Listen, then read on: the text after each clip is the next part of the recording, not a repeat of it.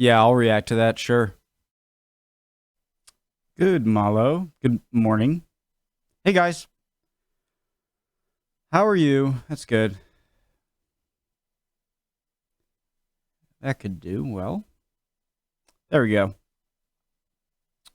Why don't you have this ready before you start the video? Because I like talking to you guys, all right? How are you doing? It's great.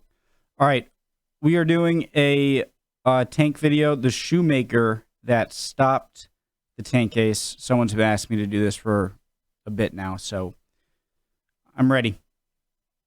Original link to the video, top of the description. I'm guessing it's World War II. But, my name's Connor if you're new. All the things. Let's get right into it. Just be ready to learn, please. All right? Home ec's down the hall if you're in their own class. Summer in 1944 in France. The Allies are on the offensive to try and break through the German defences south of Caen. A group of British tanks sit under cover in an orchard when over the rise, 3 Tiger tanks appear. Their Maybach engines roaring, and the screech of their tracks can be heard in the distance. Back in the orchard, inside one of the tanks, a Sherman Firefly sits Joe Eakins in the gunner position. What happens next will be analysed for years to come. The tank commander orders the Sherman to come out of cover, and a nervous Joe is ordered to fire 2 rounds at the rear Tiger. This is only the second time Joe has fired this gun, and the first time in a combat situation. The impact of Joe's shots on this day will be felt all the way to Berlin. Cool video. Joe Eakins was working in a shoe factory at the age of 17 when he volunteered to join the 1st Northamptonshire Yeomanry. Sorry, guys. What channel? Yarn Hub. Okay, I like it. After hearing what was happening in Europe at the start of the war, he felt he had a moral obligation to play a part in the struggle to defeat the Germans and their ideology. Eakins was assigned as a gunner in a Sherman Firefly in A Squadron. Fireflies were Sherman tanks adapted by the British to have the powerful 17-pounder anti-tank gun fitted. The tank became known as the Firefly because of the bright flash it gave off from the muzzle. It was a hastily put together solution. Question, guys. So what is the point of the... You see the 2 kind of side holes at the muzzle. You know, you have the front hole where the ammunition exits. And then you have the 2 holes on the side of the end of the barrel. Does it have something to do with accuracy? Like it allows the gases to exit at the side in order to maybe not mess with the trajectory? If anyone knows the answer to why the 2 holes on the muzzle, I'd love to hear it in the comments. It was a hastily put together solution in order to resolve the problem of the highly effective German armour. Winston Churchill gave the project the highest priority. The Firefly could penetrate 233 millimeters of armour at 1,000 meters distance. On the downside, the recoil and the dust thrown up when it was fired was incredible. It would jar the crew, and if fired at night, the extremely bright flash would cause night blindness if the crew didn't shut their eyes at the moment of firing. In Joe's squadron, there were only 3 Fireflies, and the rest of the squadron were regular Shermans. All the tanks were named after Russian towns in honor of the Soviet allies. Joe's tank was called Velikiye Luki, after a Russian town where a fierce battle had been fought. The Fireflies had only been ready 6 weeks before the squadron was deployed, and Joe had only 1 session on the firing range in his tank. During the later stages of Operation Overlord on August the 8th, 1944, Joe's squadron was ordered to the south of Caen. The squadron were dispersed in a defensive position, which left Joe under cover of the orchard with 2 regular Shermans. When 3 Tigers appeared in the distance, only Joe's tank was able to reach them. Thanks to the Tank Museum, we have permission to use this recording they made of Joe in April 2009, where we hear him describe the battle in his own words. We were in the orchard, undercover, looking out over a couple of 1,000 yards of fairly flat-lying land. Suddenly there were 3 Tigers coming across our front, about 1,200 yards. 3 in line, some distance between them. We waited until they were about 800 yards. My tank commander pulled us out of the orchard because you had to move out to the other far. He said target the rear one, and I fired 2 shots at him and hit him, and he went on fire. You fired and then you got back into cover as quick as you could. They were 800 yards, they were only tiny, but I could see the gun coming round. They fired at us, and I don't know whether they fired 2 or 3 shots or what. At this point, Joe's tank Why did they have to come out of the cover to shoot? Why couldn't they shoot in cover? was hit in the turret, but the tank was still operational. We'd always been told that it took 5 Shermans to knock out 1 Tiger. And I'd imagined that I'd get some help. We'd got 2 other Fireflies in the squadron, because the ordinary Sherman at 300 yards could perhaps do a bit of damage, but 800 yards just bounced off. I realised, yeah. So we pulled out anyway again and fired at the second tank, hit him with the first shot and went up in an explosion. So obviously we hit the ammunition or something.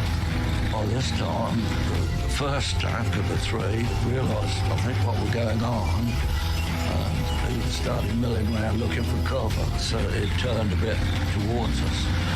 We pulled out and fired 2 shots at him, and I hit him as well, and he went up, and I thought, thank God it's not going to be us today.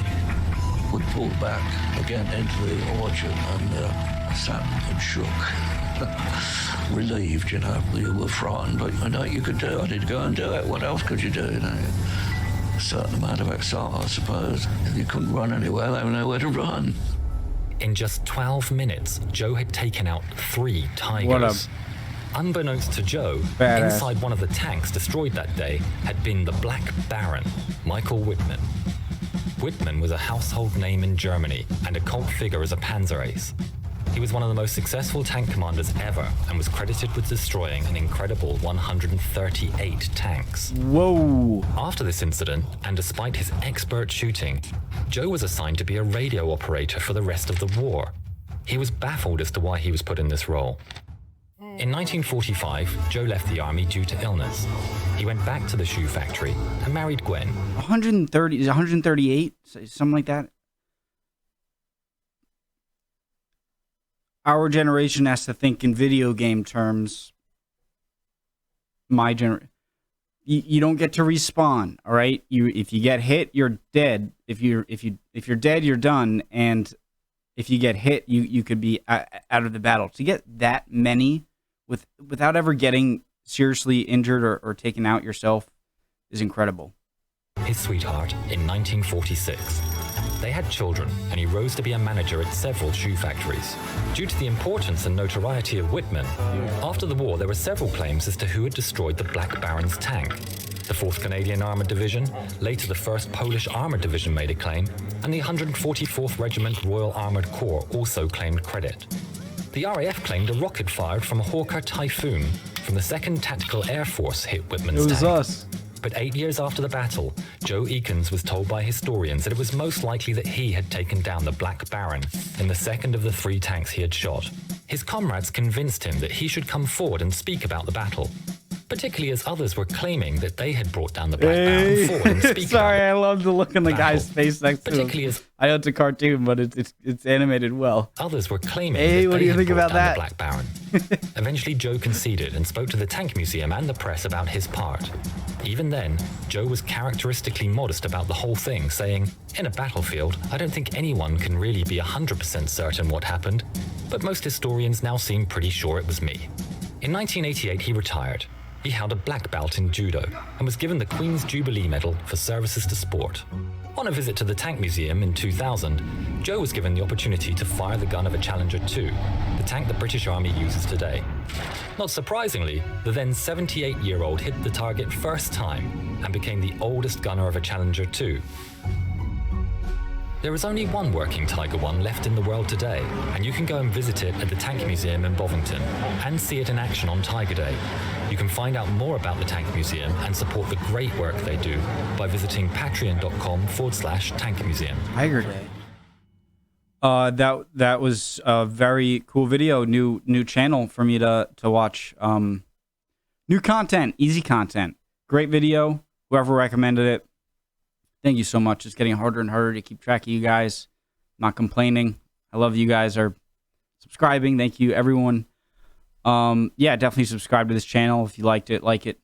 And Yeah, I wanted to say I'm glad I didn't forget. I've been trying to sort of hold off some of my comments, especially in shorter videos, so that I'm not so stop and go for the end, but my short-term memory attention span. But I love how either very humble people, like, it's kind of like if someone says they're really smart, they might, like, usually if you're really smart, you don't really tend to say, oh, I'm really smart, or boast about it. And I noticed with the Victoria Cross winners in that great Jeremy Clarkson Timeline video, was it Timeline documentary? I forget, the one with Jeremy Clarkson. It might have been BBC or something. And how all of them just had the same sort of way about them. And they were all very humble. Most of them didn't, or all of them really didn't think they deserved it. And I'm not sure if it's those kind of people who tend to do the most heroic things, or if doing those heroic things in the moment just tends to kind of humble you. And so you just kind of come out of the humble factory like that, or the war factory, as a more humble person. But it's crazy how the most courageous, amazing soldiers tend to be the most humble as well. Awesome video. Great. Awesome. Awesome blossom. Extra awesome. See you next time.